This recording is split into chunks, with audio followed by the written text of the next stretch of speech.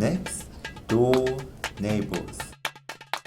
Storytellers is made possible by a grant from the Corporation for Public Broadcasting, by the support of the NISSAN Foundation, and by members of Nashville Public Television.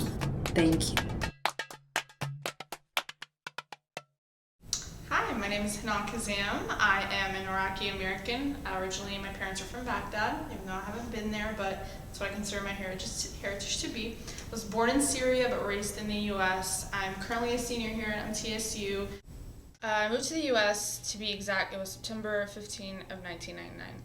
I had no idea where we were going. My mom was just packing our bags, and she just said, we're leaving. You know, my aunts and uncles and everybody was crying. And then, you know, I fall asleep in the airplane. I thought it was exciting. And then I wake up in a completely different place. And I remember the day that we got here, it was really chilly and rainy and cold and just depressing. So I didn't know any English at all. I had to kind of, you know, use hand movements. I knew thank you and excuse me and please, but that was pretty much it. And I had family back in Syria, so my cousins, we would get together every Friday. I didn't have that anymore, so it was a very, very hard adjustment. So, as I came to the States, it was a little bit harder for me to retain my Middle Eastern culture because I was so young. Once I understood the American culture, I started liking it. I kind of grasped onto it, probably more than my Middle Eastern culture. My friends were definitely not of Arab descent. One of my best friends from middle school, all throughout high school, and even now, but she goes to school out of state, she was Middle Eastern, but she was Christian. Not that made a difference, but it still wasn't exactly the same. Because even when I met someone who was of Arab descent, they were so far away from the culture and the religion, even more so than I was. So it kind of didn't really help. It didn't hurt, but it didn't really help.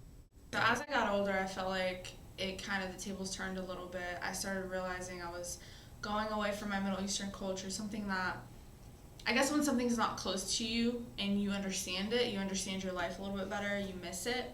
So, now I go to Europe every summer and people think, oh, I go for the European dream. No, I actually go to visit my family, to spend time with them, because I don't have that here. Like I said, I'm the only girl.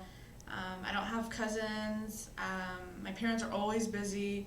So I kind of miss that. I miss getting together, like when something good happens, like a graduation or somebody gets married, to share that with each other. The ultimate aha moment was when I started college, because I even chose MTSU because it was a school that was chock full of Arabs and Muslims, and I knew that, and there would be people from all around Tennessee and even all around the world, as I know now, who are Muslim, who are Arab, who I can kind of go to school with, because all the high schools that I went to, 9 times out of 10, or even middle school or anything, I was the only person who wore a hijab, so I didn't have anyone to kind of relate to. So they really gave me the concept of back home, just talking to them or sharing holidays with them. Just kind of, it made me realize how much I love my culture and how much I miss it, and how much, to be honest, I wish I was, back in the Middle East celebrating a holiday.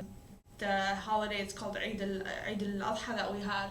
I actually made little bags of candy for my MSA, and we walked around and gave them to the Muslims that we saw. So things like that just kind of gives you a reminder of home, because that's what they do back home.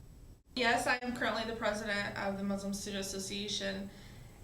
That's something that I think when I was younger I never thought I would do, not because of anything, but because I wasn't so tied to my culture and my religion. But now I'm definitely a lot more involved, and the older that I feel, because those are things that I want to pass on to my children.